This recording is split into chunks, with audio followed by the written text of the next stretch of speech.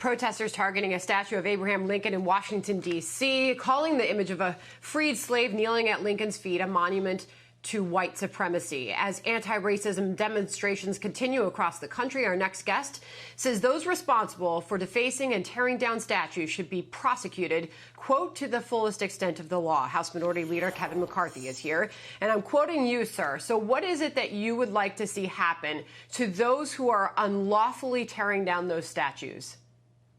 I'd like to see them prosecuted. There's consequences for the actions they take. There are already laws on the books, but we need people to enforce them, the mayors across this country. And if they don't, I've introduced legislation that would withhold federal money to those cities who do not. You cannot continue to have this happen. And this isn't about George Floyd when you look at these statues of what they're doing. Look what happened in Madison. They took down Lady Freedom. They took down Hans, an immigrant who died, an abolitionist who died in the Civil War. But what happened in San Francisco?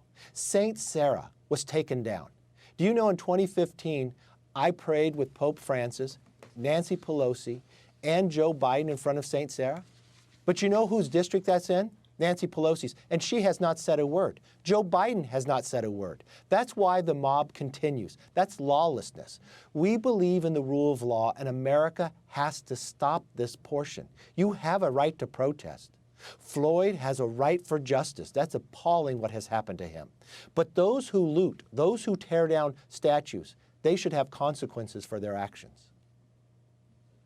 You felt compelled to write an opinion piece on this week, Congressman. If you are asking, quote, where will they draw the line, which many are, it has become clear they won't. That's because they are mobs, you write. They aim to upend society, not reform it. As history shows, tearing down statues is a symbol of revolution in all countries. What is your message there? Message there is America has always strived to be a more perfect union. Mobs are out of control in this process. They do not strive to make us a more perfect union, just the actions in Madison. And they didn't stop there with statues. You know what else they did? They literally knocked out a Democrat state senator who stood with them. They knocked the individual out. That's what I believe when there are no lines. There are no lines. They're lawless in the process. They don't believe in a mission except for destruction. That's what we must stop so we have an ability to have a change of ideas, exchange those ideas, and strive to become that more perfect union and work to make sure that America is stronger. I'm looking for individuals who want to rebuild, renew, and restore America. I know we're going through a perfect storm with COVID, with people out of work, with people out of school. But this is not an opportunity and should not allow that we break down the rule of law. We are better than that. And I think we can rise to an occasion to do something better. And you, of course, are taking on those who are calling to unlawfully tear down those statues without having a debate, a discussion, or a vote on it. There are protesters that are showing up at these monuments and statues in D.C. and other places who are having that discussion, and they are raising points like this. Here's one protester on the ground outside the Emancipation Monument. I'll get your reaction to this protester on the other side. Listen.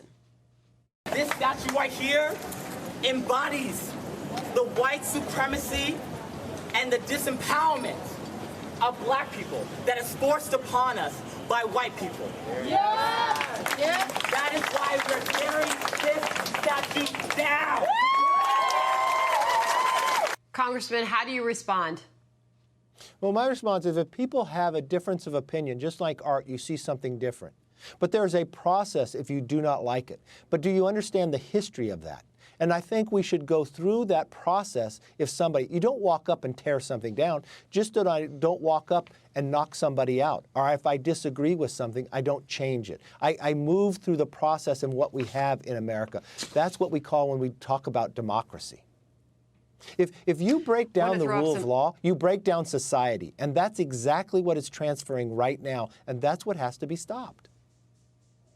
I want to transition now to the president's popularity. We were just talking about some of the latest Fox News polling numbers and how that is affecting some of the Senate races that we're seeing as far as polling is concerned.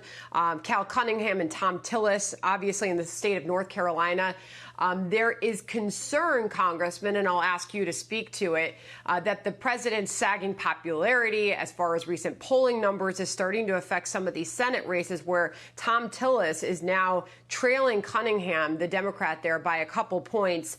The Georgia Senate race now has the incumbent David Perdue ahead, but within the margin of error.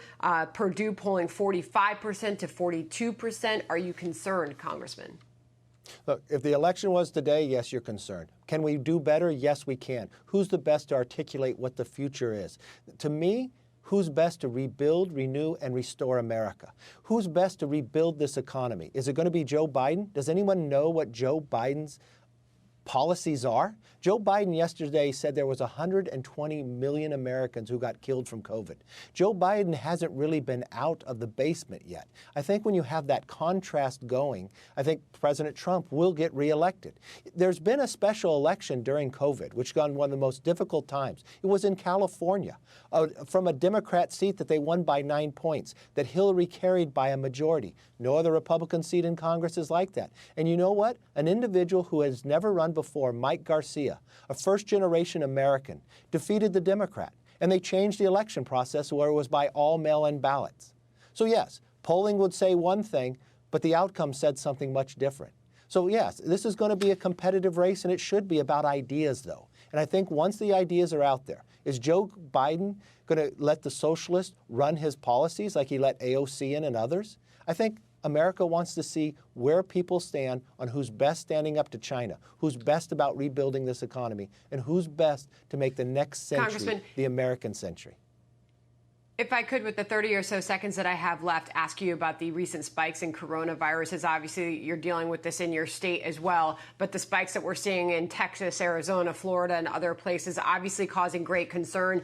And some saying this will be a defining moment in President Trump's presidency and a defining moment in re-election for the president in 2020, depending on where we are a couple months from now. What are your thoughts on that this morning? Well, I have a real concern. And remember, we're coming after where we saw those thousands of young people and others coming out to protest. It was a concern that they were close to one another. Now we're seeing the outcome from that. We've got better testing. We've got better tracing. This is a spike. We see it. We need to deal with it. Remember, this was a virus we did not invite, came from a distant land. But we will defeat this together. The progress we're making on a vaccine, the progress that we're making on therapies, this is what needs to happen. And that's really being led by this president. The FDA has transformed what we've been able to do. We've tested more than 28 million Americans already, about 500,000 in the process almost every day.